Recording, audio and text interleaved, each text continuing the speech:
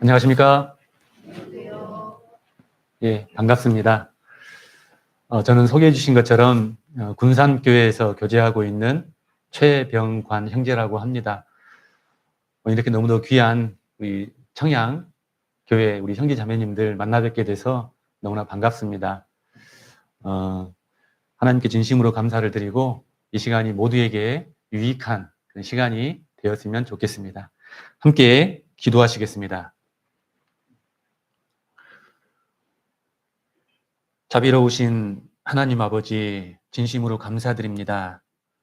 세상 죄악 가운데 태어나서 만물보다 거짓되고 심히 부패한 마음으로 하나님께 죄밖에 지은 것 없고 영원한 지옥 형벌받아 마땅한 저희를 하나님께서 불쌍히 여기시고 귀한 말씀으로 구원하여 주시고 또 이렇게 주님의 몸된 교회 가운데 거할 수 있도록 붙잡아 주시고 천국 소망 가운데 살아갈 수 있도록 은혜 위에 은혜를 베풀어 주신 것 감사드립니다. 저희에게 지혜와 능력과 또 근신하는 마음을 더욱 허락해 주셔서 하나님 앞에 합당하게 살아갈 수 있도록 도와주시고 또 주변에 이뤄져 있는 많은 영혼들 주님 품으로 인도할 수 있도록 도와주시고 함께해 주시기를 간절히 원합니다. 주님 오실 날이 너무나 가까운 세상 마지막 때에 저희들 더욱 깨어있는 삶을 살 수 있도록 도와주시고 또 위에서 부르신 그 부름에 합당하게 살다가 영광 중에 다시 오실 주님 앞에 부끄럽지 않은 모습으로 우리 모두가 다 설 수 있도록 하나님 도와주시기를 간구드립니다. 육신의 병으로 또 고통받고 있는 분들 계시다면 하나님께서 일일이 기억하여 주시고 치유의 손길로 함께해 주시고 또 그분들의 마음을 위로하여 주시고 또 힘이 되어 주시기를 간구드립니다. 또 세상 마지막 때 세계 여러 나라, 여러 지역에 전도의 문을 열어주신 것 감사드립니다.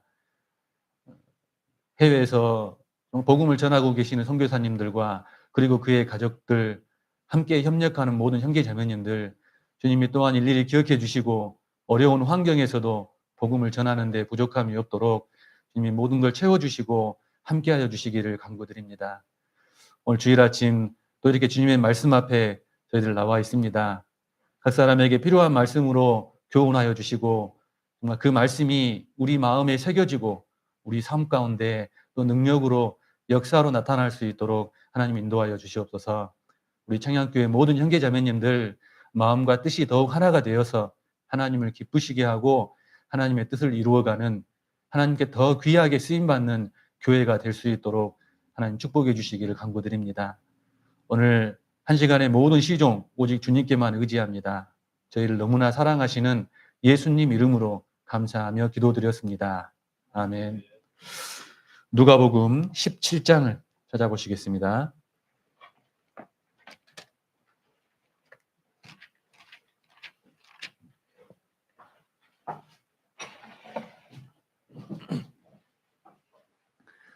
누가복음 17장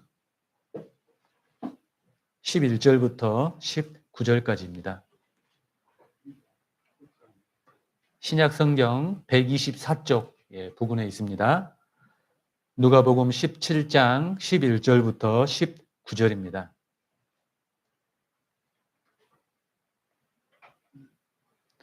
찾으셨으면 천천히 같이 읽으시겠습니다. 예수께서 예루살렘으로 가실 때에 사마리아와 갈릴리 사이로 지나가시다가 한 촌에 들어가시니 문둥병자 10명이 예수를 만나 멀리 서서 소리를 높여 가로되 예수 선생님이여 우리를 긍휼히 여기소서 하거늘 보시고 가라사대 가서 제사장들에게 너희 몸을 보이라 하셨더니 저희가 가다가 깨끗함을 받은지라. 그 중에 하나가 자기의 나은 것을 보고 큰 소리로 하나님께 영광을 돌리며 돌아와 예수의 발 아래 엎드려 살해하니 저는 사마리아인이라. 예수께서 대답하여 가라사대 10사람이 다 깨끗함을 받지 아니하였느냐? 그 9은 어디 있느냐? 이 이방인 외에는 하나님께 영광을 돌리러 돌아온 자가 없느냐 하시고 그에게 이르시되 일어나 가라. 내 믿음이 너를 구원하였느니라 하시더라. 우리가 이 세상을 살아가는데 필요한 모든 것을 은혜로 공급해 주시는 하나님께 우리가 늘 감사하며 또 그 은혜에 보답하는 그런 삶을 살아가는 것이 사람의 당연한 도리고 또 마땅한 삶이라고 할 수 있을 겁니다. 우리 인간은 하나님의 은혜가 아니면 살 수 없는 그런 존재잖아요. 그런데 요즘은 참 감사를 우리가 잊어버리고 산다, 감사할 줄 모른다라는 생각을 하게 됐습니다. 그래서 오늘 감사에 대해서 좀 생각해 보려고 하는데요. 우리가 읽었던 11절에 보시면 예수께서 예루살렘으로 가실 때 그렇게 되어 있습니다. 사복음서에 보면 예수님께서 예루살렘으로 올라가노니, 예루살렘을 향해 가신다. 자, 예루살렘으로 가신다는 그런 말씀이 여러 번 나옵니다. 예수님께서 예루살렘으로 가신다는 것은 이제 순환을 당하실 때가 머지 않았다, 가까웠다라는 그런 의미입니다. 오늘 본문에서도 예수님께서 예루살렘으로 가시는 중에 있었던 일입니다. 사마리아와 갈릴리 사이를 지나가시다가 한 마을에 들어가셨는데, 그런데 거기에는 10명의 문둥병자가 있었습니다. 여러분, 문둥병에 걸렸다는 것은 인생에 있어서 크나큰 시련이잖아요. 절망적인 상황이라고 할 수 있을 겁니다. 당시에 그 병에 걸리잖아요. 그러면 부정하게 여기고 사람들과 함께 살지 못했습니다. 진 밖에다가 따로 움막을 지어놓고 그들끼리 그렇게 모여서 비참하게 생활을 해야 했던 겁니다. 그러니까 오늘 그 10명도 예수님을 보고 가까이 가지 못하고 멀리 서서 예수님께 부르짖고 있지 않습니까? 우리를 좀 불쌍히 여겨서 이 병을 좀 낫게 해달라고 예수님께 그렇게 부르짖고 있는 겁니다. 그때 예수님께서 가서 제사장들에게 너희 몸을 보이라, 그렇게 말씀하시는 겁니다. 우리가 레위기 14장에 보면 문둥병에 걸린 사람이 그 병이 낫잖아요. 그러면 제사장에게 가가지고 그 몸을 보이고 제사장으로부터 다 나았다, 깨끗해졌다라는 말을 들어야 다시 마을로 돌아갈 수 있었거든요. 그러니까 예수님께서 제사장에게 가서 너희 몸을 보이라라고 하신 것은 내가 그 너희의 몸을 낫게 해주겠다라는 약속이시겠죠. 그런데 그 10명도 참 믿음이 대단한 것 같습니다. 당장에 그 앞에서는요, 아무 조치를 해주신 게 아니잖아요. 낫게 해주신 거 아닙니다. 그런데 예수님의 말씀을 듣고 믿고 순종하고 간 겁니다. 그런데 제사장에 가다 보니까 가는 도중에 그 병이 깨끗하게 나은 거예요. 얼마나 기뻤을까요? 큰 병에 걸린 사람의 가장 큰 소원이 있다면 그 병이 낫는 것일 겁니다. 병이 깨끗하게 나았다는 그 말이 얼마나 기쁜 소식이었겠습니까? 그런데 10사람이 고침을 받았는데 그 가운데 사마리아인 한 사람만 하나님께 영광을 돌리고 예수님께 돌아와서 살해했다는 겁니다. 사마리아인이라는 것은 당시에 유대인과 이방인이 섞인 사람들이거든요. 그래서 유대인들로부터 변절자 취급을 받는 사람들, 상종하지 않는 그런 사람들이었거든요. 근데 그 사마리아인 한 사람이 예수님께 돌아와서 살해했습니다. 자, 이 살해라는 것은 기쁨과 즐거움을 뜻하는 카라에서 유래한 말이거든요. 그러니까 기쁨과 감격이 충만해서 감격해서 예수님께 감사했다라는 그런 뜻입니다. 그런데 나머지 9은 그런 절망적인 상황에서 고침을 받았는데 큰 은혜를 입었으면 당연히 예수님께 돌아와서 감사해야 되는데 그 9은 그렇지 않았다는 거죠. 우리가 이 내용을 읽어보면 받은 은혜에 감사하며 살아가는, 정말 그 은혜에 보답하는 그런 삶을 살아가는 사람들이 참 적다는 생각이 들죠. 하나님께 우리가 은혜를 받았으면 하나님께 깊이 뿌리를 내리고 정말 그 은혜에 감사하며 살아야 되는데, 근데 사람들이 그렇지 않은 겁니다. 여러분, 많은 분들이 우리 교회 와가지고 말씀을 듣고, 야, 내가 진리를 깨달았다. 내가 이제 구원받았다. 나 이제 천국 가게 되었다. 그렇게 기뻐하시는 분들 많이 볼 수 있죠. 그런데 그렇게 말씀하시는 분들 가운데 몇 퍼센트나 정말 우리 교회 가운데 깊이 뿌리를 내리실까? 교회 가운데 깊숙이 이렇게 들어오시는 분들이 몇 퍼센트나 될까? 왜 그런 걸 생각하면요, 참 그 숫자가 너무 적다는 생각이 들지 않습니까?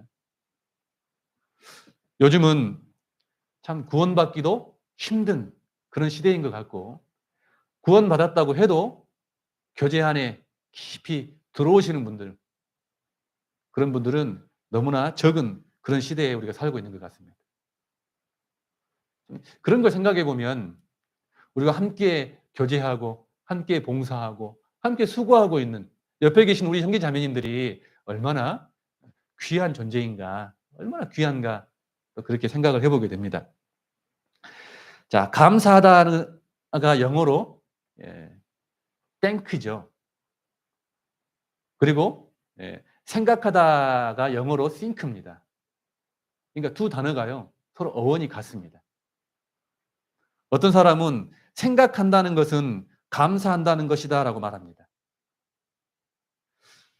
영국의 청교도 교회 벽에 생각하라 그리고 감사하라 그런 말이 새겨져 있다고 합니다. 그리고 생각하다와 기억하다, 이 두 단어도요, 서로 관련이 있는 그런 단어입니다. 그러니까 생각하다, 기억하다, 감사하다, 이 세 단어는 서로 어원이 같거나 서로 관련이 있는 그런 단어들입니다. 그래서 감사는 그때그때 기분에 따라서 하는 것이 아니라는 거죠. 우리가 뭔가 의지를 가지고 기억해야 될, 그래야 우리가 감사할 수 있다는 겁니다. 가만히 있으면 감사가 저절로 되는 게 아니라는 거죠.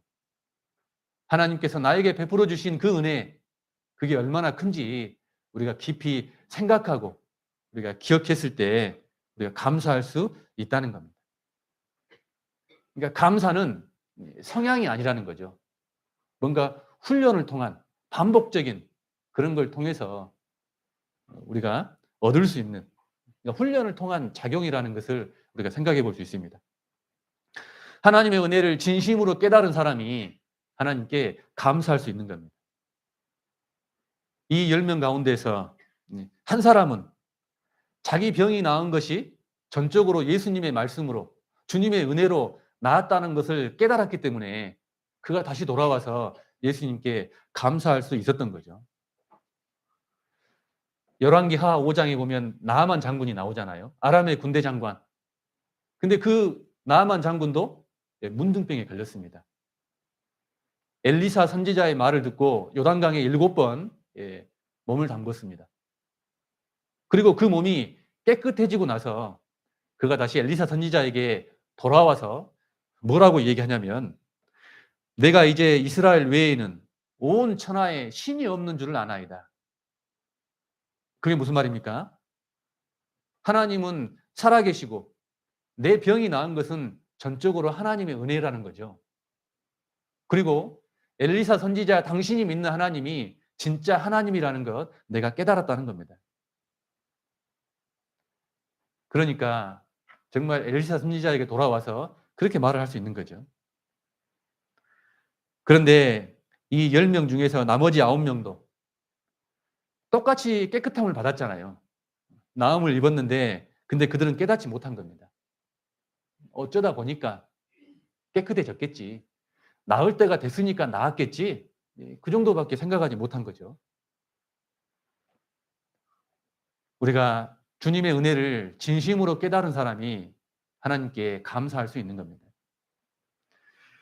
사도 바울이 다메섹 도상에서 예수님을 만나서 회심한 이후에 하나님께서 맡기신 사역을 죽을 때까지 감당할 수 있었던 그 힘이 어디서 나오냐?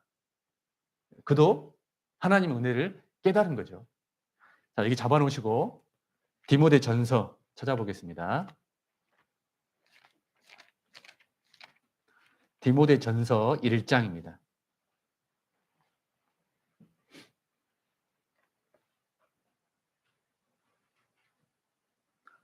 디모데전서 1장 12절 13절입니다.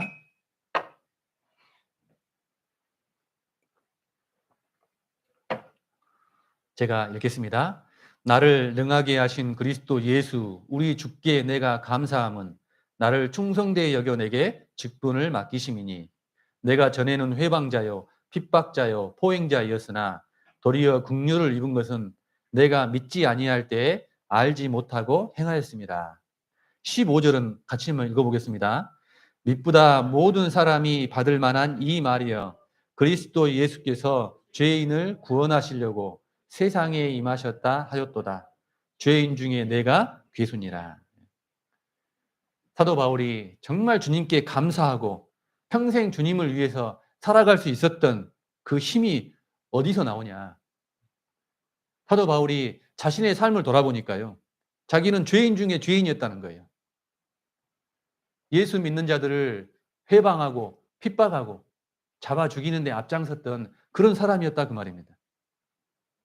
마땅히 지옥에 갈 수밖에 없는 그런 자신이었는데 그런데 하나님께서 자기를 구원해 주셨다 그 말이죠. 구원해 주신 것도 너무나 감사한데 충성되이 여겨서 귀한 일을 맡겨주셨다는 거죠. 그래서 자기의 온 생애를 주님께 드리는 그런 삶을 살 수가 있었던 겁니다. 예수님의 12제자 가운데 가장 오랫동안 살았던 인물이 사도 요한입니다. 사도 요한도 그 믿음이 끝까지 변치 않고 주님의 일을 끝까지 행할 수 있었던 그 이유가 어디에 있냐면 사도 요한도 예수님의 하나님의 은혜를 깨달았기 때문에 가능했던 겁니다. 요한 1서에 보면 보라 아버지께서 어떠한 사랑을 우리에게 주사 보라 아버지께서 어떠한 사랑을 우리에게 주셨는지 한번 생각해 보라는 거죠. 하나님의 은혜가 얼마나 큰지 하나님의 은혜를 한번 깊이 생각해 보라는 겁니다. 그 은혜를 깨달은 사도 요한도 끝까지 주님의 사역을 감당할 수 있었던 겁니다.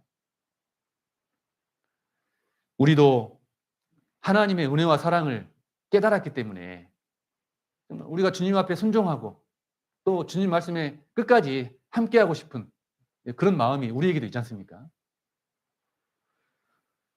하나님의 은혜를 깨달은 자가 감사하는 삶을 살 수 있는 겁니다. 찬송가 405장 잘 아십니까? 우리가 너무 좋아하는 찬송가죠. 나 같은 죄인 살리심. 우리 청양교회에도 우리 어르신들이 많이 계신 것 같은데 우리 군산에도요. 은장의 어르신들이 많이 계십니다.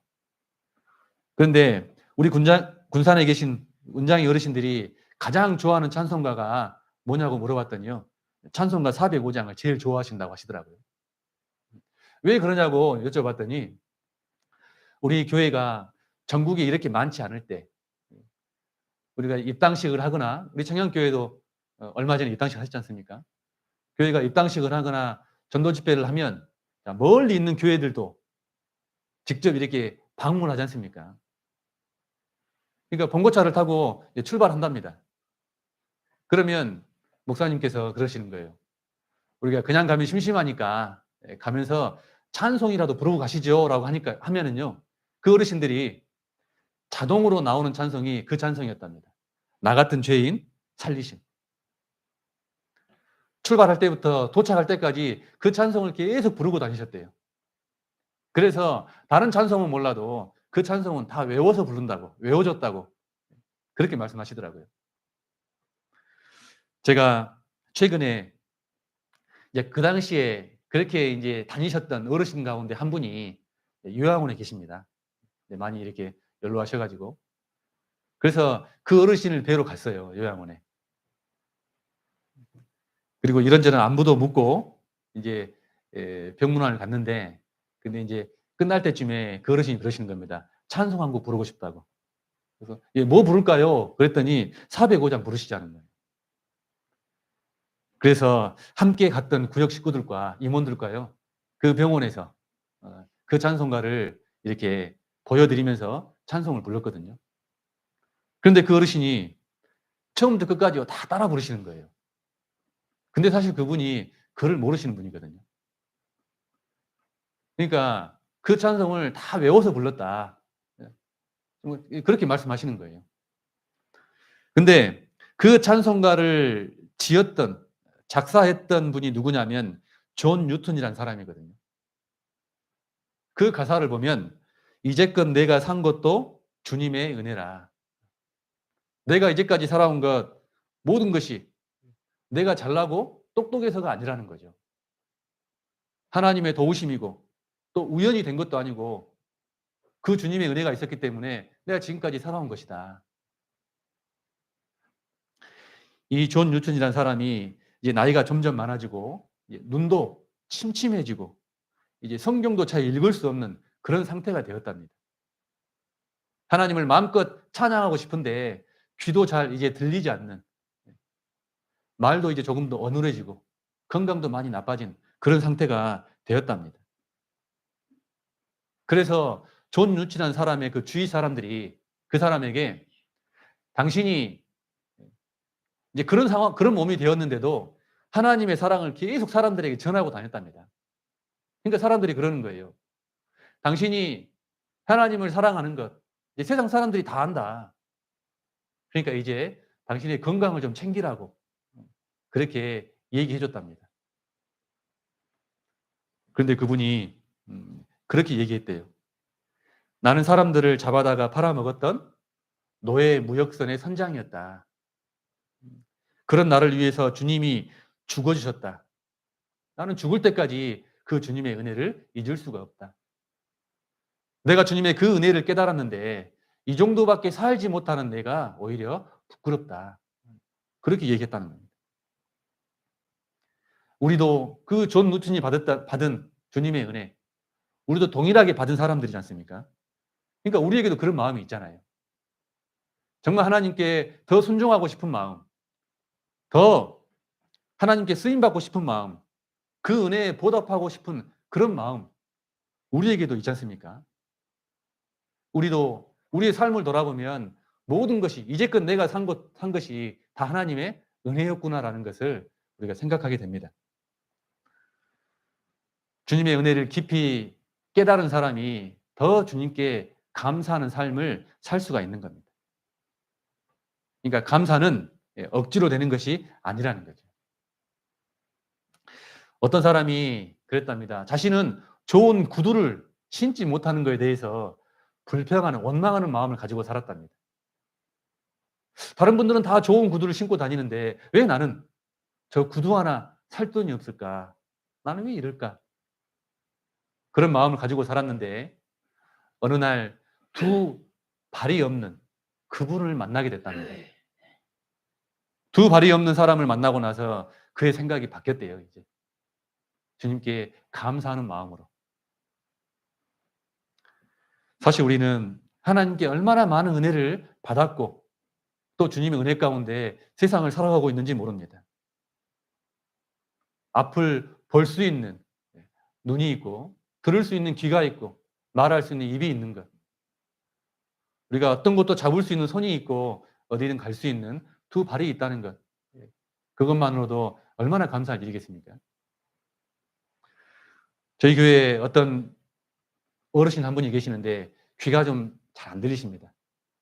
이제 다른 부분은 좀 그래도 괜찮으신데 앞도 잘 보이시고 다른 부분 특별히 건강에 이상이 없는데 귀가 좀 잘 안 들리시는 분이 계십니다. 그러니까 그분은 그 귀 안 들리는 것에 대해서 항상 마음에 그런 어떤 그 뭐랄까요? 그런 마음을 가지고 사십니다. 그래서 어느 날 이제 교회 다른 은장이 어르신하고 이제 교제를 나누고 있는데 그분이 그랬답니다. 귀가 안 들리니까 너무 어렵다고 힘들다고. 그러니까 그 교제해 주신 다른 은장의 어르신이 그렇게 얘기했답니다. 생각해 보라고. 앞이 안 보이고 귀가 잘 들리는 것이 좋겠냐고. 앞은 잘 보이는데 귀가 좀 안 들리는 것, 그게 더 좋겠냐고. 그러니까 그분이 맞다고. 귀가 좀 안 들리는 거.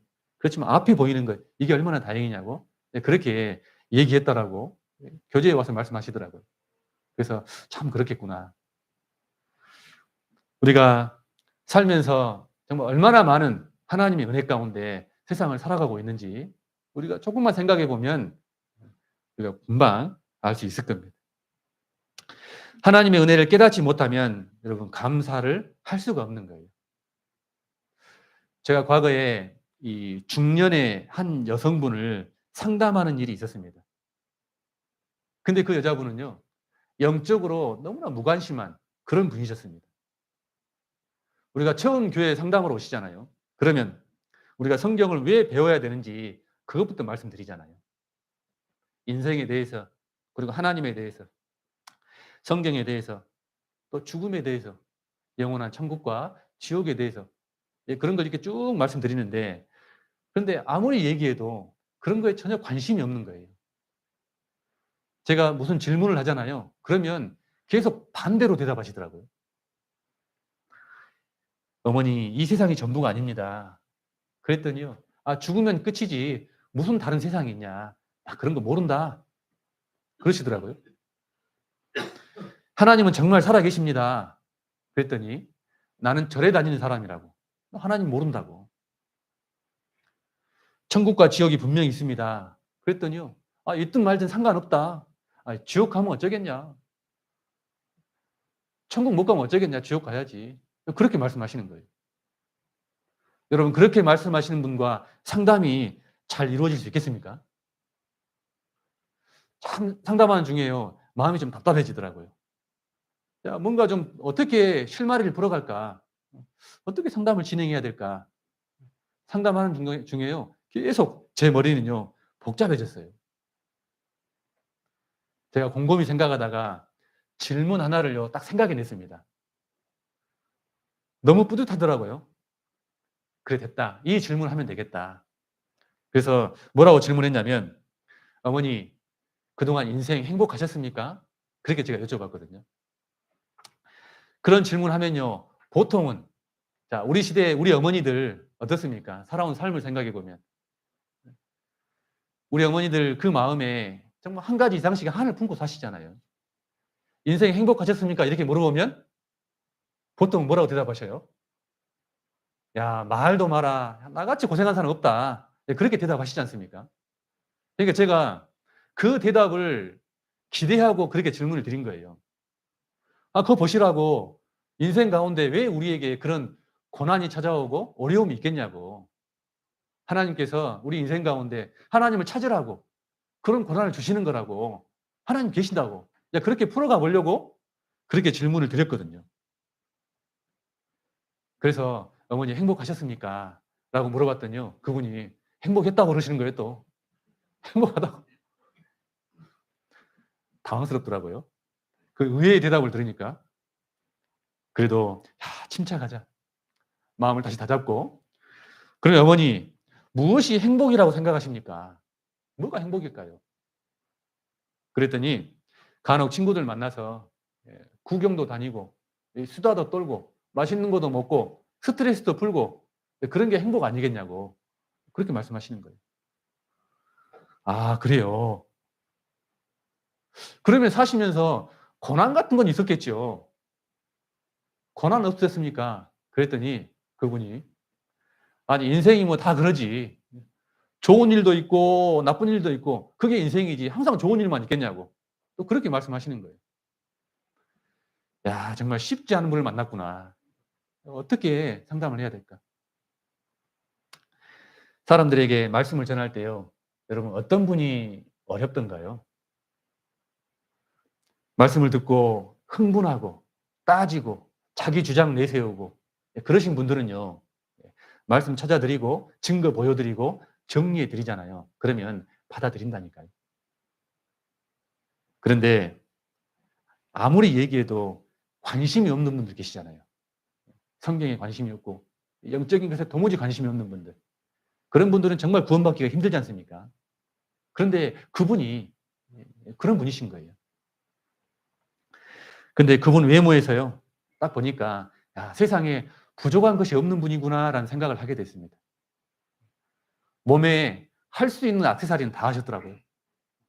목걸이도 하셨고 귀걸이도 하셨고 팔찌에 반지를 끼셨는데요. 반지가 이 반지 알이 사람의 손 매듭 하나만한 거 있잖아요. 큰 거. 그런 반지를 끼셨더라고요. 옷은 누가 봐도 명품이고. 처음에는 계속 반대로만 얘기하시니까 안 믿으려고 일부러 그러신 건가? 지금 이 자리가 너무 불편한 건가? 그렇게 생각이 들었거든요. 그래서 생각 같아서는 알았다, 그냥 그렇게 사시라고. 계속 반대로만 얘기하시니까 그냥 그렇게 사시라고 돌려보내고 싶었거든요. 그런데 그럴 수가 없는 거예요. 그분을 위해서 정말 간절하게 기도하고 있을 그 여동생을 생각하니까 그냥 보낼 수가 없는 겁니다. 그 여동생이 오랫동안 조르고 졸라서 언니를 어렵게 교회에 모시고 온 거예요. 그러니까 처음으로 교회에 와서 상담이라는 걸 하는 겁니다, 언니가. 그럼 동생 입장에서는요. 언니가 평상시에 무슨 생각을 하고 있는지, 어떤 마음을 가지고 있는지 궁금도 하겠지 않습니까? 그런데 언니 옆에 앉아 있으면 언니가 불편해할까 봐, 상담에 방해가 될까 봐 그 자리에 있지도 못하고 그 옆방에 가서 그 언니를 위해서 간절하게 기도하고 있는 거예요. 얘기 나누다 보니까요. 일부러 그런 것이 아니더라고요. 육신적으로 정말 부족한 것이 없으니까 그 영적인 것에는 관심이 없는 겁니다. 하나님의 은혜를 깨닫지 못하니까 하나님에 대해서 관심이 없는 거예요. 그게 얼마나 큰 은혜인지. 우리가 구원을 받지 못했지만 세상에 살면서 물질의 축복, 건강의 축복, 하나님의 축복을 많이 받고 살지 않습니까, 사람들이? 그러니까 그가 받는 은혜가 얼마나 큰지를 모르는 거예요. 하나님의 은혜를 모르니까. 나중에는 정말 그 영혼이 참 불쌍하다는 생각이 들었습니다. 그러면서 내가 만약에 저분의 상황이라면 나는 저분보다 더 했으면 더 했지 덜 하진 않았겠다는 생각이 들더라고요. 나는 내가 얼마나 악한 사람인지 나는 내 자신을 너무나 잘 알지 않습니까? 내가 얼마나 어리석은지, 내가 얼마나 이기적인 사람인지, 내가 얼마나 나쁜 사람인지 나는 내 자신을 너무나 잘 압니다. 내가 만약에 저분의 상황이 됐다면 나는 더 했으면 더 했지 덜 하진 않겠다. 그런데 내가 어쩌다가 정말 이 큰 구원을 받게 됐을까? 그걸 생각하니까요. 너무 감사가 된 거예요. 내가 어쩌다가 이 말씀이 깨달아졌을까? 야, 정말 감사하다. 나의 나 된 것은 하나님의 은혜로 된 것이니. 고린도전서 15장의 말씀에. 모든 것이 하나님의 은혜구나. 마태복음 13장을 찾아보겠습니다. 마태복음 13장입니다.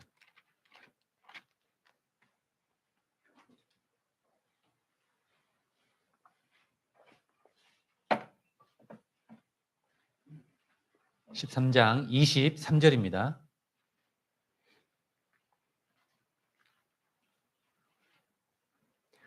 (23절) 한 절만 같이 읽어보겠습니다. 좋은 땅에 뿌리웠다는 것은 말씀을 듣고 깨닫는 자니 결실하여 혹 100배, 혹 60배, 혹 30배가 되느니라 하시더라. 자, 어떤 사람이 열매를 맺는 삶을 살 수가 있다고 말씀하십니까? 말씀을 듣고 은혜를 깨닫는 자가 30배, 60배, 100배의 결실을 맺는 삶을 살 수 있다는 거죠. 이 복음이 이미 너희에게 이름에 너희가 듣고 참으로 하나님의 은혜를 깨달은 날부터 너희 중에서와 같이 또한 온 천하에서도 열매를 맺어 자라는도다 그랬죠. 참으로 하나님의 은혜를 깨달은 날부터 열매 맺는 삶을 우리가 살 수 있는 겁니다. 우리가 머리가 좋다고 열매 맺는 삶을 사는 게 아니죠. 많이 배웠다고 가진 것이 많다고 열매 맺는 삶을 사는 게 아닌 겁니다. 우리가 하나님의 은혜를 더 깊이 깨달으면 깨달을수록 하나님께 감사하고 하나님께 찬양하며 열매 맺는 삶을 살 수가 있다는 겁니다. 그리고 감사는 무엇일까? 감사는 표현하는 것이다 라고 말씀드릴 수 있습니다. 다시 오늘 본문 말씀 가보겠습니다. 누가복음 17장입니다.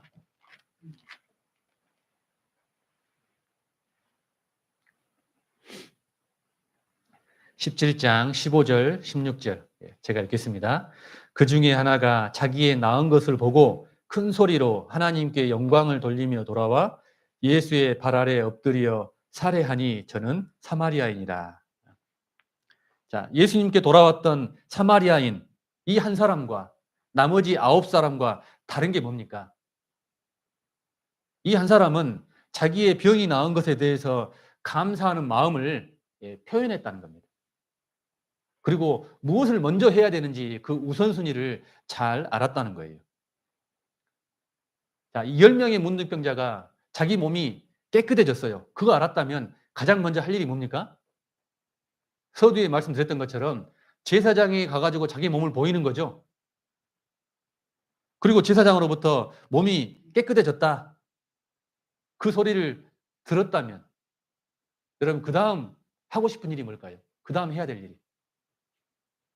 얼마나 바라고 원하던 그런 순간이겠습니까? 그 병이 나았다는 소식이 얼마나 감사하겠습니까? 그러면 그 소리를 들었으면 그 다음 하고 싶은 일이 뭘까요? 사랑하는 가족이 기다리고 있는 집으로 빨리 달려가고 싶은 그런 마음이 얼마나 컸겠습니까? 그 가운데는 수년 동안 가족과 떨어져서 살지 못하는 그런 사람도 있었겠죠. 가족을 보고 싶은 마음이 얼마나 컸겠습니까? 그리고 평상시에 자기가 그런 병에 걸렸다고 멸시하고 자기를 무시했던 자기 친구들, 자기 이웃들에게 깨끗해진 자기의 모습을 빨리 보여주고 싶은 마음이 얼마나 컸겠습니까? 이 사마리아인 한 사람도 그 9사람과 같은 마음이었겠죠. 그런 마음이 있었겠죠. 그렇지만 그 사마리아인 한 사람은 지금 내가 해야 될 일이 무엇인지, 우선순위가 무엇인지를 알았던 겁니다. 가족과 친구들을 만나고 싶은 마음 다 뒤로 하고 그동안 마음에 품었던 그 맺혔던 응어리 푸는 것 그거 다 뒤로 하고 그가 제일 먼저 했던 건 뭐냐면 예수님께 나와서 감사드리는 것 그걸 가장 먼저 했던 겁니다. 그 사람의 감사는 생각으로만 그친 감사가 아니죠. 직접 행동으로 보여준 감사라는 겁니다. 우리가 감사하다 감사하다 생각만 하고 표현하지 않는 것은 선물을 포장만 하고 전달하지 않는 것과 똑같다. 어디 보니까 그런 글귀가 있더라고요. 많이 교훈이 됐습니다. 아, 그렇겠다. 나는 마음속으로 정말 감사한데 나는 표현을 못하는 것뿐이야. 난 성격이 원래 그래. 그렇게 말씀하시는 분도 계시죠. 나는 성격이 원래 좀 소극적이야. 근데 마음은 감사해. 그런데 우리가 자꾸 표현해야 되는 겁니다. 처음에는 좀 쑥스러울지 몰라도 자주 하다 보면 익숙해지고 내가 감사를 표현하는 것이 얼마나 더 감사한 일이라는 것을 우리가 깨닫게 되는 겁니다. 우리가 하나님을 향한 감사는 우리 심장의 그 고동처럼요. 늘 규칙적이어야 된다 그 말입니다. 소금이 음식에 맛을 내는 것처럼 감사는 우리 신앙생활에 정말 맛을 내는 소금과 같은 그런 역할을 하는 겁니다. 사람이 감사의 습관을 들이는 것, 그건 굉장히 좋은 습관이라고 할 수 있습니다. 유대인의 격언 가운데 그런 말이 있답니다. 어린 아이들에게 말을 가르칠 때 감사합니다라는 말이 그 입에 익숙해지기 전에는 다른 말을 가르치지 마라. 아이들이 태어나면 유대인들은 감사합니다라는 말을 가장 먼저 가르쳤다는 거예요. 그러면 그들은 그 아이가 어떤 아이로 자라기를 원하는 겁니까? 감사할 줄 아는 아이로. 그렇게 자라기를 원하는 겁니다. 여러분은 나의 자녀가 어떤 아이로 자라기를 원하십니까? 공부 잘하는 아이, 착한 아이, 리더십이 있는 아이, 다 좋죠. 우리 아이가 착하고 공부도 잘하고 리더십도 있고 다 좋은데 감사할 줄 모른다. 그러면 어떨까요? 사람은 감사할 줄 아는 그런 사람이 돼야 되는 겁니다. 골로새서 3장 15절 찾아보겠습니다. 계속 여긴 잡아놓으시고요.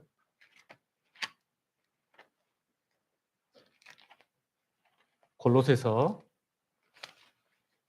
3장 15절입니다.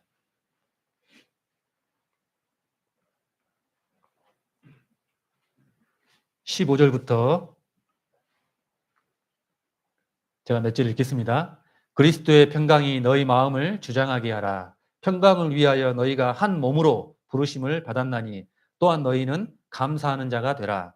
그리스도의 말씀이 너희 속에 풍성히 거하여 모든 지혜로 피차 가르치며 권면하고 시와 찬미와 신령한 노래를 부르며 마음에 감사함으로 하나님을 찬양하고 또 무엇을 하든지 말에나 일에나 다 주 예수의 이름으로 하고 그를 힘입어 하나님 아버지께 감사하라. 성경은 우리에게 계속해서 감사하라, 감사하라. 그렇게 말씀하시는 겁니다. 방금 읽은 말씀에도요, 감사하는 자가 되라. 감사함으로 하나님을 찬양하고 하나님 아버지께 감사하라. 우리에게 계속 감사하라고 하는 겁니다. 에베소서 5장에도요, 누추함과 어리석은 말이나 희롱의 말이 마땅치 아니하니 돌이켜 감사하는 말을 하라. 우리가 구원받기 전에는 누추한 말, 어리석은 말, 희롱의 말, 그런 말들을 일삼고 살았는데 이제 그 입에서 하나님께 감사하는 말을 하라. 그렇게 말씀하시는 겁니다. 왜 이렇게 하나님 우리에게 감사하라, 감사하라 그러실까요? 누구를 위해서 감사하라고 하시는 걸까요? 내 자신을 위해서, 나를 위해서 감사하라고 하시는 겁니다. 우리가 감사하잖아요. 그러면 그 감사가 메아리처럼 다시 나에게 또 돌아온다는 거예요. 근데 반대로 내가 불평의 말, 원망의 말, 그런 말을 하지 않습니까? 그러면 불평과 원망이 다시 나에게 돌아온다는 거예요. 민수기 14장 찾아보겠습니다. 민수기 14장.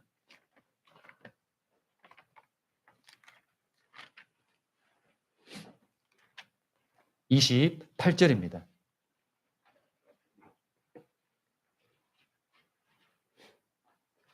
민수기 14장 28절입니다.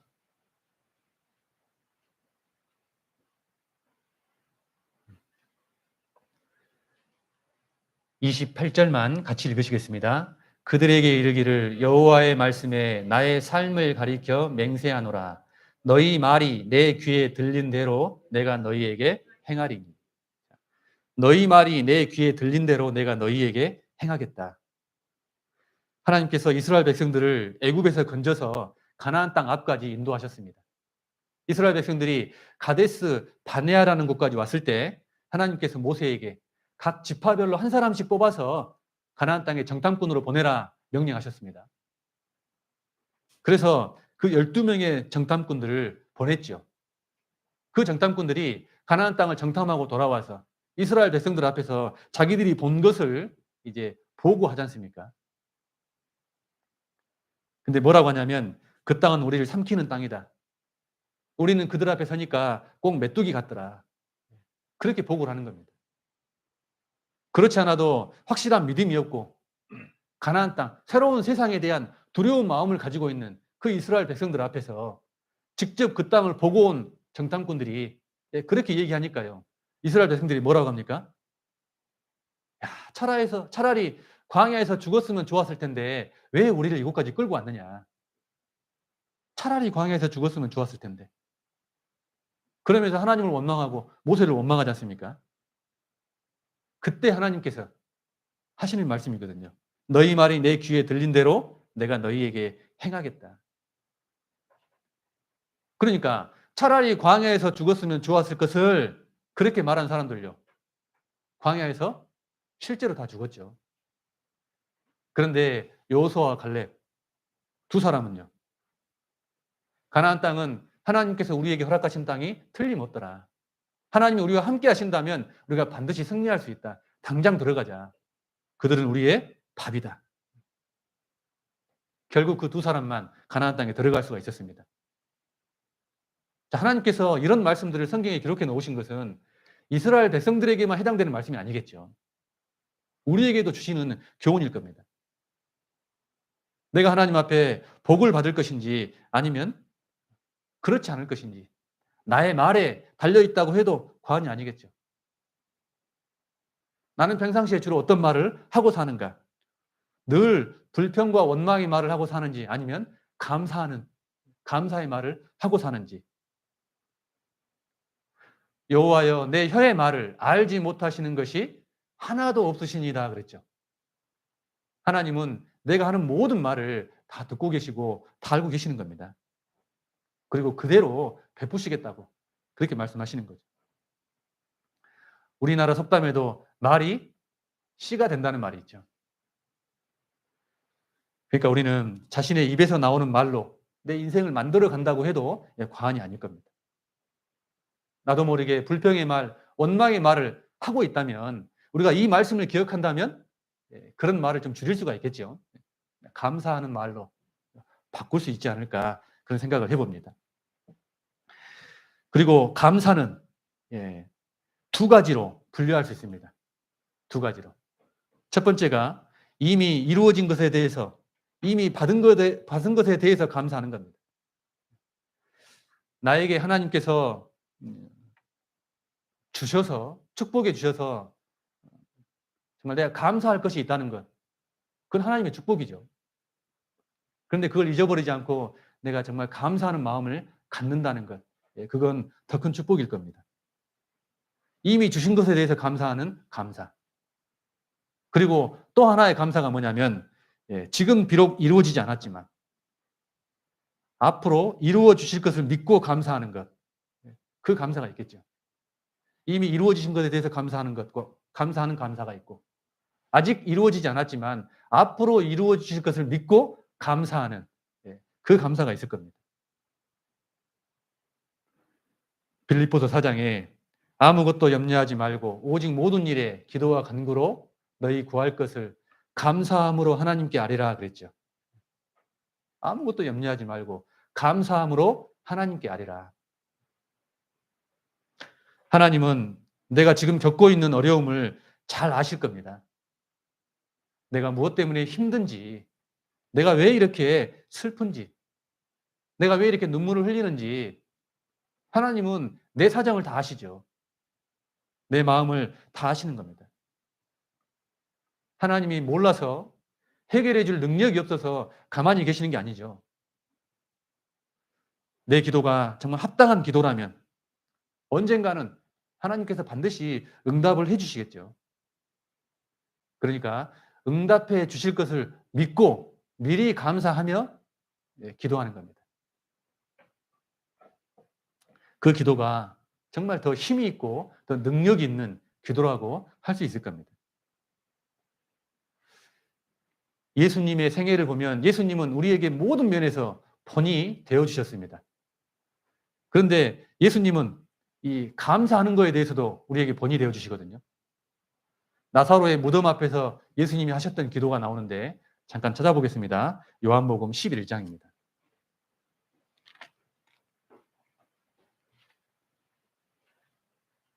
요한복음 11장 39절입니다.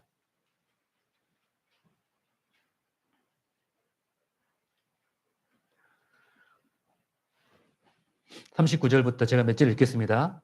예수께서 가라사대 돌을 옮겨 놓으라 하시니 그 죽은 자의 누이 마르다가 가로되 주여 죽은 지가 나흘이 되었음에 벌써 냄새가 나나이다.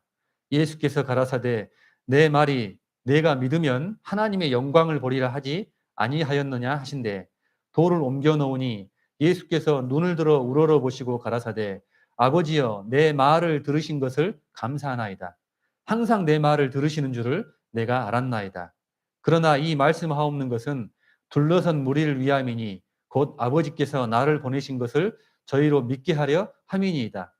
이 말씀을 하시고 큰 소리로 나사로야 나오라 부르시니. 거기 보니까요. 아버지여 내 말을 들으신 것을 감사하나이다. 항상 내 말을 들으시는 줄을 내가 알았나이다. 아직 이루어지지 않았지만 하나님이 이루어 주실 것을 믿고 감사하고 행하셨던 겁니다. 예수님의 감사는 들어주실 것을 먼저 믿고 감사했던 그 감사였던 거예요. 그런 믿음, 그런 감사가 더 능력 있고 더 역사하는 힘이 크다라고 할 수 있을 겁니다. 오늘 본문 말씀에도 그 10명의 그 문둥병자가 그들도 예수님의 말씀을 믿고 순종하고 갔지 않습니까? 만약에 그들이 예수님 말씀에 순종하지 않았다면 어떻게 됐겠습니까? 우리가 때로는 정말 확실한 믿음을 가지고 반드시 이 기도만큼은 하나님이 들어주실 것이다. 그런 확신을 가지고 기도할 때가 있죠. 그런데 기도의 응답이 더디게 이루어질 때가 있습니다. 이 기도는 반드시 들어주실 텐데, 그런데 우리가 끝까지 포기하지 않고 감사하며 곧 들어주실 것이다. 예, 감사하며 드리는 기도가 더 감사하고 더 힘이 있는 기도라고 할 수 있을 겁니다. 우리가 기도 응답을 받았을 때 드리는 많은 감사의 기도보다 아직 응답받지 않았지만 드리는 한 번의 감사의 기도가 더 우리에게 은혜가 될 거라고 생각이 됩니다. 성경에는 보면은요, 지금은 도저히 정말 감사할 수 없는 그런 상황인데도 정말 앞으로 하나님께서 주실 은혜를 생각하면서 정말 감사했던 그런 인물이 나옵니다. 잘 아시겠지만 하박국 선지자인데요. 한번 찾아보겠습니다. 하박국 3장입니다.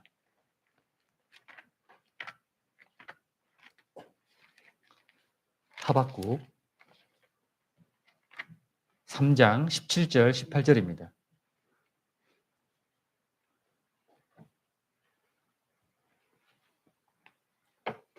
(17절) (18절)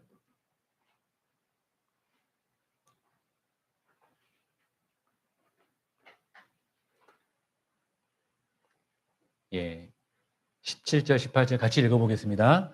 비록 무화과 나무가 무성치 못하며 포도나무에 열매가 없으며 감람나무에 소출이 없으며 밭에 식물이 없으며 우리의 양이 없으며 외양간에 소가 없을지라도 나는 여호와를 인하여 즐거워하며 나의 구원의 하나님을 인하여 기뻐하리로다.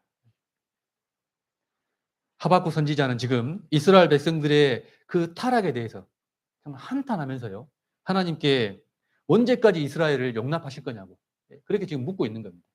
언제까지 용납하실 겁니까? 그러니까 하나님께서요, 바벨론을 들어서 내가 너희를 심판할 거다. 이스라엘이 곧 멸망할 거다. 너희의 땅이 황무지가 될 거다. 하나님께서 그렇게 말씀해 주십니다. 그 하나님의 음성을 들은 하박국 선지자, 그 마음이 어땠을까요? 이스라엘의 선지자로서 이제 곧 멸망한다. 그 소식을 들은 이 하박국 선지자의 마음이 어땠을까요? 거기 16절 봐볼까요? 16절에 내가 들었으므로 내 창자가 흔들렸고 그 목소리로 인하여 내 입술이 떨렸도다. 너무나 두렵고 떨리는 그런 상황에서도 하나님께 기도하고 있는 겁니다.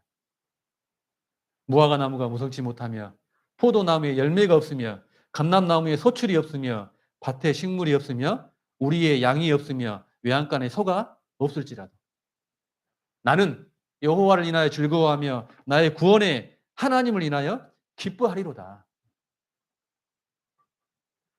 하박국 선지자는 지금 하나님께 감사하다는 겁니까? 불평하고 원망하고 있는 겁니까? 감사하다는 겁니다. 지금은 비록 이스라엘이 하나님께 순종하지 않아서 이렇게 징계를 받고 있지만 머지않아 하나님은 반드시 이스라엘을 회복시키시고 우리를 구원하실 것이라는 믿음, 그 믿음이 있기 때문에 감사하고 있는 거죠. 우리가 끝까지 참고 기다리면 하나님은 결국 승리하게 하신다는 것을 알기에 지금은 비록 없고 없어도 감사하다는 거죠. 도저히 감사할 것이 없는 것처럼 여겨지는 상황에서도 감사할 수 있는 사람, 그런 사람의 감사의 기도가 더 능력이 있는 기도라고 할 수 있을 겁니다. 우리 이 청양교회, 우리 형제자매들도 그런 마음으로 살고 계시죠? 지금은 비록 현실은 너무 어렵고 우리 자매님들도 집에 살림하려면요 참 힘들지 않습니까? 요즘 학생들은 또 학생들대로 힘들고 우리 형제님들은 형제님들대로 힘들고 내 삶을 보면 정말 없고 없을지라도 우리도 이 하박국 선지자처럼 나는 여호와를 인하여 즐거워하며 나의 구원의 하나님을 인하여 기뻐하리로다. 우리도 그런 사람이 되었으면 좋겠습니다. 하나님께서 그런 사람에게 복의 복을 더해 주실 겁니다. 내 기도가 정말 하나님 앞에 합당한 기도라면 하나님께서 반드시 응답해 주실 거니까 우리가 그때를 정말 믿고 우리도 예수님처럼 들어주실 것을 믿고 감사하고 우리가 행하자. 그랬으면 좋겠습니다. 그리고 감사는 또 뭐냐? 감사는 겸손한 사람이 할 수 있는 겁니다. 누가복음 다시 본문으로 돌아가 보겠습니다. 누가복음 17장 16절입니다.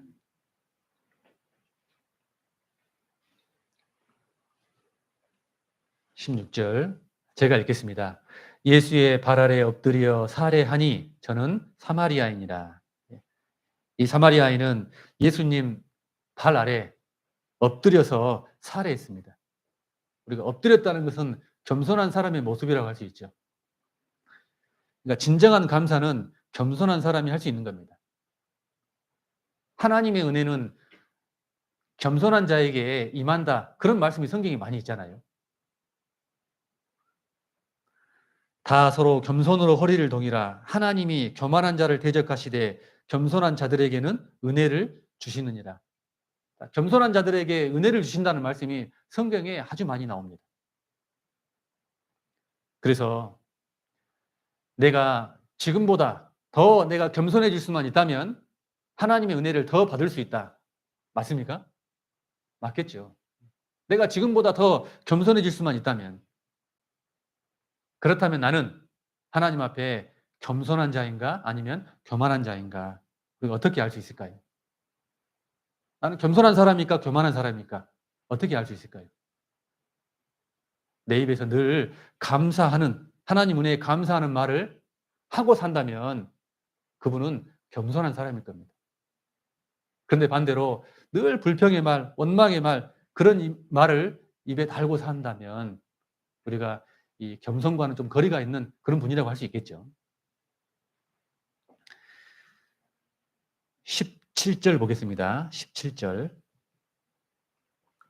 자, 예수께서 대답하여 가라사대 10사람이 다 깨끗함을 받지 아니하였느냐? 그 9은 어디 있느냐? 이 이방인 외에는 하나님께 영광을 돌리러 돌아온 자가 없느냐 하시고 그에게 이르시되 일어나 가라 내 믿음이 너를 구원하였느니라 하시더라. 10사람이 다 깨끗함을 받지 아니하였느냐? 10사람이 다 은혜를 받았는데 그런데 이 이방인 외에는 하나님께 영광을 돌리러 돌아온 자가 없느냐? 은혜를 받았으면 영광을 돌리는 게 당연한데 그런 자가 없다는 거죠. 그러니까 은혜를 받는 것과 영광을 돌리는 것 그건 서로 연결되어 있다는 거죠. 영광을 돌리는 것과 감사하는 것 서로 연결되어 있다는 거죠. 하나님께 영광을 돌리는 삶을 살지 않는다면 그가 참으로 은혜를 받은 사람인지 우리가 어떻게 알 수 있겠냐 그 말입니다. 하나님께 감사하는 삶을 살지 않는데 그 마음에 정말 은혜가 있을까? 우리가 어떻게 알 수 있겠냐? 우리가 구원은 받았다고 하는데 교회에 와서 말씀 듣는 것도 싫어하고 형제 자매님들과 함께 모여서 교제하는 것도 싫어하고 그냥 같이 있으면 마냥 불편하기만 하고 하나님 말씀에 순종하고자 하는 마음도 없고 주를 위해 살고 싶은 마음도 없고 하나님을 섬기는 모습도 없고 전도하고자 하는 그런 모습도 없다면 그가 정말로 하나님의 은혜를 입은 사람인지 우리가 어떻게 알 수 있을까? 너희가 믿음에 있는가 너희 자신을 시험하고 너희 자신을 확증하라 그랬죠. 정말 내가 믿음에 있는가? 우리 자신을 시험하고 확증하는 그 방법이 뭐가 있을까요? 나는 감사하는 그런 삶을 살고 있는가? 그렇지 않는가? 우리가 그걸 보면 알 수 있겠죠. 그리고 구원받은 사람은 무엇에 관심이 있는지, 무엇을 감사하는지 우리가 사도 바울의 모습을 보면 우리가 알 수 있습니다. 로마서 1장 찾아볼까요? 로마서 1장.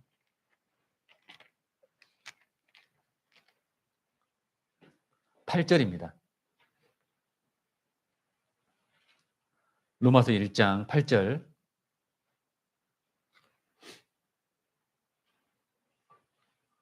로마서 1장 8절입니다. 제가 읽겠습니다. 첫째는 내가 예수 그리스도로 말미암아 너희 모든 사람을 인하여 내 하나님께 감사함은 너희 믿음이 온 세상에 전파됨이로다. 지금 로마서를 기록하고 있는 이 사도 바울은 로마에 한 번도 가본 적도 없고 로마에 있는 성도들을 만난 적도 없습니다. 그렇지만 그들이 믿음 안에서 행한다는 것을 듣고 감사했던 거예요. 그들이 전하는 그 복음으로 인해서 구원받는 역사가 나타나는 것에 대해서 감사했던 겁니다. 말씀의 능력과 복음의 역사는 2000년 전이나 지금이나 마찬가지죠. 구원받은 사람이라면 교회에서 복음이 전해지는 것에 대해서 우리가 감사하고 마음 설레야 되는 겁니다. 교회에서 집회를 한다고 하는데 누가 하는지, 언제 하는지, 기도 부탁을 누가 했는지 하면 하는가 보다. 그러면 안 되겠죠. 정말 교회를 통해서 이 복음이 전해지는 것에 대해서 우리는 진심으로 감사해야 되는 겁니다. 여러분, 하나님께서 청량교회를 통해서 하나님의 복음을 힘있게 전하고 계시는 거 맞습니까? 네, 맞죠. 맞습니다. 청량교회를 통해서 구원의 역사를 이루어 가고 계시는 거 맞습니까? 예, 맞는 겁니다. 그렇다면 우리는요, 그 사실에 대해서 하나님께 감사해야 되는 겁니다. 그리고 내가 이 무리 안에 있다는 것, 청량교회 이 안에 있다는 것에 대해서 우리는 진심으로 감사해야 되는 겁니다. 우리가 하나님께 감사는 해도 되고 안 해도 되고 여러분 그런 차원의 것이 아니라는 거예요. 우리가 감사하지 않는 것, 그게 하나님 앞에 죄가 된다는 것 아십니까? 거기 로마서 1장 21절입니다. 21절. 21절만 같이 읽어보겠습니다. 하나님을 알되 하나님으로 영화롭게도 아니하며 감사치도 아니하고 오히려 그 생각이 허망하여지며 미련한 마음이 어두워졌나니. 사도 바울은 하나님을 영화롭게도 하지 않고 감사치도 않는 것, 그거 죄다. 그렇게 말씀하고 있는 겁니다. 감사하지 않으면 어떻게 되느냐? 마음이 어두워지고 미련해지고 허망해지고 결국 주님을 멀리하게 된다는 거죠. 우리가 처음에는 정말 감사하는 마음이 컸는데 시간이 지날수록 구원받는 횟수가 점점 많아질수록 그 감사하는 마음이 식어지고 잊어버리고 산다면, 그러면서도 아무 찔림이 없고 그런다면 우리는 우리의 삶을 돌아보고 정말 재정비해 볼 필요가 분명히 있는 겁니다. 우리가 십계명을 보면 사람에게 지켜야 할 계명 가운데 가장 먼저가 내 부모를 공경하라죠. 우리가 공경하지 않으면 감사할 수 없지 않습니까? 감사하는 마음이 없으면 공경할 수가 없잖아요. 부모의 은혜가 너무나 큰데 감사하지 않는 것, 여러분 그건 살인죄, 간음죄보다 더 큰 죄라고 우리가 잘 알고 있지 않습니까? 부모님께 감사하는 사람이 있는가 하면 그렇지 않은 사람이 있기 때문에 그런 말씀 하셨겠죠. 어떤 사람이 길거리에 나가서 사람들에게 인터뷰를 했습니다. 뭐라고 질문을 던졌냐면 왜 사세요? 왜 사세요? 그렇게 인터뷰하니까 한 학생의 대답이 참 우리의 마음을 기쁘게 했습니다. 한 학생이 뭐라고 하냐면 부모에게 효도하기 위해서 삽니다. 야, 그 학생 지금 어디서 뭐가 되는지 모르겠어요. 근데 정말 부모에게 효도하며 살고 있지 않겠습니까? 그 얘기를 듣는데 참 제가 더 기분이 좋아지더라고요. 우리가 들어도 그렇게 기쁜데 하나님께서는 얼마나 기뻐하실까? 우리가 부모님께 감사하지 않는 것도 주님 앞에 그렇게 큰 죄가 된다면 하나님께 감사하지 않는 것, 그게 어떻게 죄가 되지 않겠냐? 우리가 감사하며 살아야 되겠죠. 주님의 은혜가 너무나 큰데 감사하지 않는 것, 그 하나님 앞에 죄가 되는 겁니다. 사람이 은혜를 받았으면 당연히 감사해야 되는데 그 아홉은 어디에 있느냐? 그 아홉은 세상으로 떠나버렸죠. 세상에 나가서 헛된 일, 세상의 일에 빠져서 헛된 일에 분유하며 그렇게 세월을 허비하고 인생을 허비하고 살아가는 겁니다. 우리 시대에 많은 사람들이 예, 하나님께 그 은혜에 감사하고 영광을 돌리러 돌아오는 자가 너무나 적은 겁니다.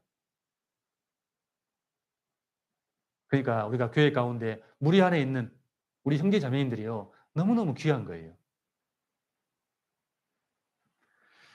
우리가 힘들고 어려운 상황에서도 어떻게든 정말 그 신앙만큼은 지켜보려고 교회 가운데 끝까지 붙어 있는 분들 계시잖아요. 우리가 그런 분들요, 정말 귀하게 여겨야 되는 겁니다. 왜 너 그것밖에 못하냐? 왜 그러냐? 우리가 책망하고 그럴 게 아니라 정말 그 연약한 그분이 교회 가운데 잘 붙어 있을 수 있도록 신앙생활 잘 할 수 있도록 우리 옆에서 기도하고 붙잡아주고 오래 참아주고 품어주고 그래야 되는 겁니다. 그런 분들이요, 정말 귀한 거예요. 이 10명의 문둥병자들이 다 육신의 축복을 받았습니다. 그런데 그 9은 진짜 중요한 영혼의 축복을 받지 못했잖아요. 오직 한 사람만 예수님께 와서 살해했을 때 더 큰 축복을 주신 겁니다. 죄사함의 은혜, 영혼의 구원, 그 은혜를 주신 겁니다. 우리가 육신의 병 고침 받는 것도 큰 은혜죠. 그렇지만 영혼이 구원받는 것, 그거에 비하면 영혼이 구원받는 그 은혜가 훨씬 더 큰 은혜지 않습니까? 우리가 이걸 통해서 알 수 있는 게 감사는 하면 할수록 더 큰 감사를 주신다. 감사는 감사를 낳는다. 그래서 우리가 풍족하고 형통할 때만 하나님께 감사할 것이 아니라 내가 정말 고난 중에 있을 때에도 어려움 가운데 있을 때에도 정말 말할 수 없는 그 눈물 골짜기를 지날 때에도 우리는 하나님께 감사해야 되는 겁니다. 그래서 성경에 범사에 감사하라 그렇게 말씀하시잖아요. 데살로니가 후서 2장 찾아보시겠습니다. 데살로니가 후서 2장 16절입니다.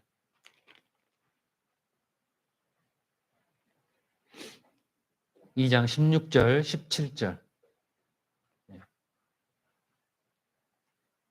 같이 읽으시겠습니다.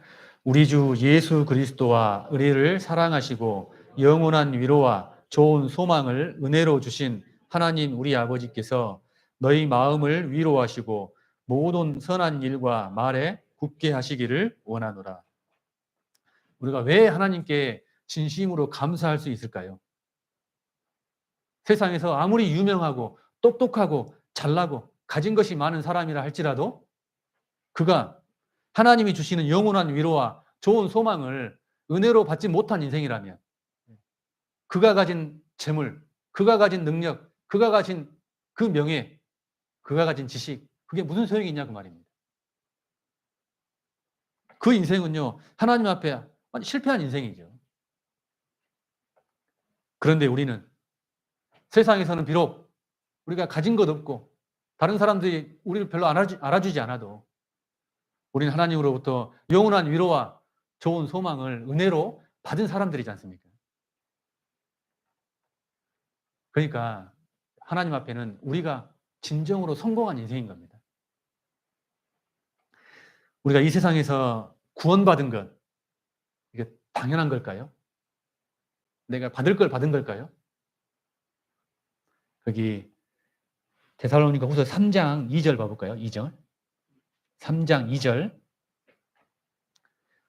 뒷부분에 보면 믿음은 모든 사람의 것이 아닙니다.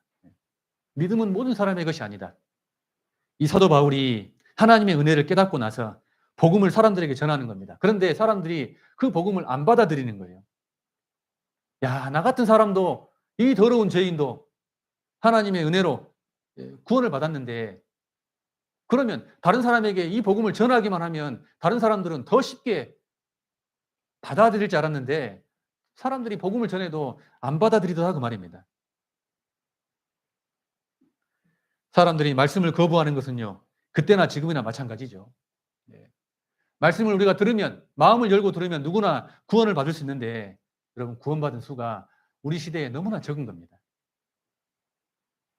하나님의 은혜가 모든 사람에게 동일하게 내려지는데 여러분 다 하나님의 자녀가 되고 다 구원받는 그런 게 아니라는 거죠. 그런데 여러분 그 가운데서도 내가 구원을 받은 거지 않습니까? 내가. 그러니까 얼마나 그 사실이 감사하냐 그 말입니다. 우리가 그 큰 구원, 말할 수 없는 그 구원을 받았는데 그러면 정말 하나님께 감사하고 정말 그 은혜에 보답하는 마음, 그런 마음으로 우리가 세상을 살아가야 되는데 그런데 살다 보면 또 때로는 나도 모르게 불평하고 원망하고 그런 마음이 또 올라올 때도 있지 않습니까? 시편 136편은 우리가 감사장이라 그러죠. 감사장. 26절로 이루어져 있는데 절마다 감사하라 감사하라 감사하라 그렇게 돼 있거든요. 우리가 한 절만 찾아볼까요? 시편 136편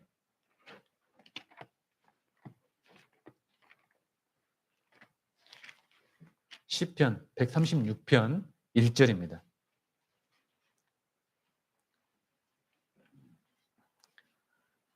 (136편) 1절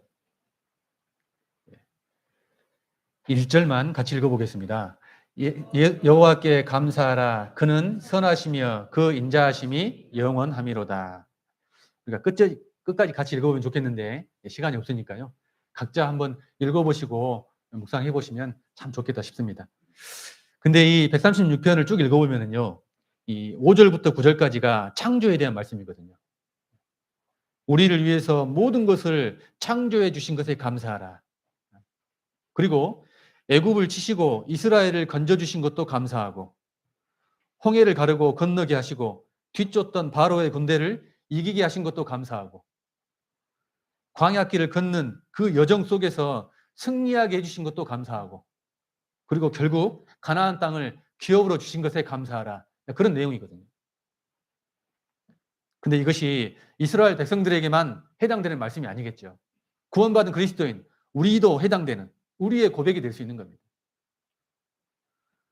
이 세상에 정말 나를 만드신 것에 감사하고 정말 더럽고 추한 나를 오랫동안 참고 기다려 주신 것도 감사하고 구원해 주셔서 정말 천국에 갈 수 있는 소망을 주신 것 감사하고 이 교회 가운데 붙잡아 두신 것도 감사하고 세상을 살아가는데 하나님이 늘 힘과 능력을 주셔서 승리하는 삶을 살 수 있도록 해주신 것도 감사하고 기쁨과 즐거움 가운데 우리가 신앙생활 할 수 있도록 해주신 것 감사하고 그리고 결국 영원한 천국을 우리에게 기업으로 준비해 두신 것에 감사하고 우리의 얘기지 않습니까?